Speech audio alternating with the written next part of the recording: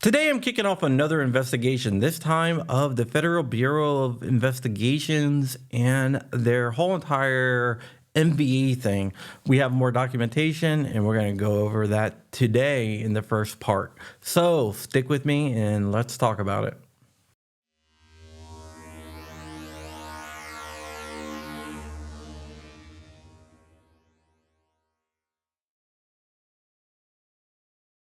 What's up, Wolverines? Welcome back to the channel. My name is John Crump. I'm an investigative journalist, and I'm investigating the investigators. Yes, I am looking at the Federal Bureau of Investigations. You know, the whole entire FBI MVE thing. We have more documentation. This is John Crump News, where we discuss 2A and other things almost every day. So if you want to amplify the signal, go ahead, like, comment, and subscribe. It really helps me out. Before we get into the new documentation, let's back up a little bit. 2 years ago on John Crump Live, Steven Stimbolia, who happens to be a Gun Owners of America attorney, Flying Rich, and Paul from Legally Armed America, and I were discussing things, and we broke some news. Along with the video, we also dropped an article over on MLN.com. So it was about NVEs and symbols. Basically, the Betsy Ross flag, the Don't Tread on Me sign, the Minuteman, and a bunch of other symbols that the FBI says could be signs that a person is a militant violent extremist or MVE. That is basically targeting 3%ers and Oath Keepers, along with some other groups. GOA, in fact, uses the Minuteman in their logo, so does UCDL and a bunch of other places, including the New England Patriots. But I guess they could be extreme as well.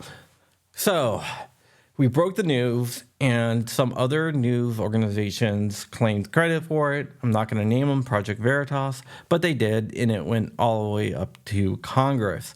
Congress started looking into it, called the FBI to the carpet. GOA decided they're going to look into it some more, and they filed a Freedom of Information Act with the FBI to try to get all documentation with regards to the whole MVE thing. The FBI originally said, hell no, you're not getting crap, which led GOA to suing the FBI. GOA sued the FBI in federal court, and instead of the judge ruling against the FBI saw the writing on the wall and said, fine, here you go, you can have it. Now they handed it all over to GOA, and GOA handed it over to me since I covered the original story. So thank you, Gun Owners of America, for that. So what I'm doing is I'm breaking everything down into a multi-part story. The first part of the story is launching today, and you can read it over on MLN.com, but I'm going to go over it right now and give you a little taste of what is in there. The first story deals with RNVEs, which I'm not going to say too often because I end up saying Vietnamese, which isn't even close to right. What these guys are racially motivated or ethnically motivated violent extremists. And one thing is they have to be white. Yes, they have to be white extremists, white power people, white supremacists, such as the Ku Klux Klan or the Rise Against movement, Patriot Front, neo-Nazis, you know, the whole entire cabal of white nationalist groups. And their dealings with foreign terrorist organizations and violent extremists. I know you're going to ask me, well, what about the other groups that hate other races that happen not to be white? Well, the FBI really didn't discuss these in these documents. These deal directly with just the white power movement. And this is what the FBI has to say about those two groups working together. The first thing they say is Islamic extremists and foreign terrorist organizations are hesitant in working with white power groups, but they are doing it. Basically, it's saying that there's a lot of people in the white power movement that is sympathetic to the plight of the Islamic extremists, and they have a lot of the same goals and a lot of the same targets. The FBI is stating that these guys are working on the enemy of my enemy is my friend principle, where even if you don't like the guy, if you guys have the same enemy, you work together. And that is what the FBI is saying that these groups are doing. The FBI believes that both groups are bound by their hatred of Jewish people and liberal Western democracies. With the Jewish people, they say both groups believe in a conspiracy theory where the Jews run the media, government, banking, and every other aspect of society. The Islamic extremists look at this and state that there is a Zionist Crusader alliance where there is Zionist imperialism by the Jewish people, and they are aligned with Western democracies, which the Islamic extremists refer to as Crusaders. So there's an alliance between those two groups, and the Islamic extremists believes that that is what they are fighting.